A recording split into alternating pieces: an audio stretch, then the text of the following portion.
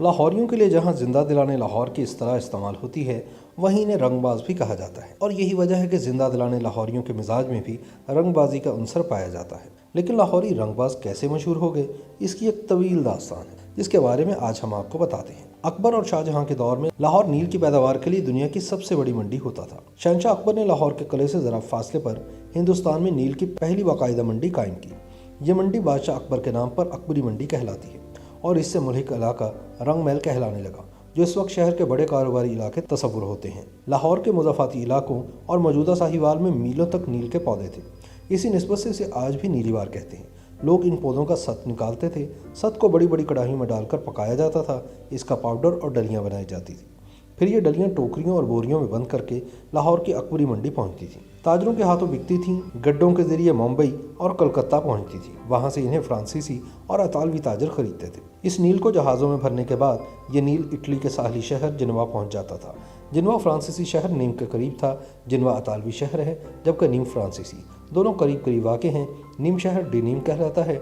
डिनीम में हज़ारों खड्डियाँ थीं और इन खड्डियों पर मोटा सूती कपड़ा बुना जाता था। यह कपड़ा सर्ज कहलाता था। सर्ज कपड़ा बनकर जिनवा पहुंचता था। जिनवा के अंग्रेज इस कपड़े पर लाहौर का नील चढ़ाते थे और यूं कपड़ा नीला हो जाता था। वो नीला कपड़ा बाद अज़ां दर्जियों के पास पहुंचता था।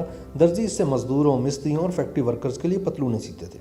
वो पतलूनें बाद अज़ां जिनवा शहर की वजह से जीन्स कहलाने लगी। जीन्स पतलूनें मशहूर हो गईं तो डेनिम शहर के ताजरों ने जोश हसद में अपने कपड़ों को डेनिम कहना शुरू कर दिया। जीन्स और डेनिम वक्त गुजरने के साथ साथ इकट्ठे हुए और ये डेनिम जीन्स बन गए। जीन्स के 3 अनासिर थे: डेनिम का कपड़ा, लाहौर का नील और जिनवा के दर्जी।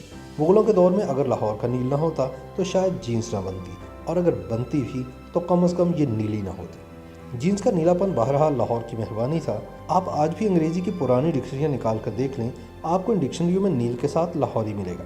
गोरे इस ज़माने में नील को लाहौरी कहते थे। ये रंग बाद अज़ां इंडिया की मुनासबत से इंडिगो बन गया। फ्रांसीसी, अतालवी, पुर्तगाली और डच नील के लिए हिंदुस्तान आते थे, जबकि बरतानवी अफीम के लिए यहाँ आए और फिर पूरा हिंदुस्तान हथिया लिया। लेकिन ये बात की बातें हैं। अभी हम उस दौर की बात कर रहे हैं जब नील लाहौर की सबसे बड़ी तिजारत था और ये लाहौरी और इंडिगो कहलाता था। ये हज़ारों मील का ज़मीनी और समंदरी फासला तय करके जिनवा पहुँचता था, जीन्स का हिस्सा बनता था और पूरी दुनिया में फैल जाता था। लेकिन फिर लाहौर के लाहौरी नील को नज़र लग गई। मुगलों ने नील पर टैक्स लगा दिया।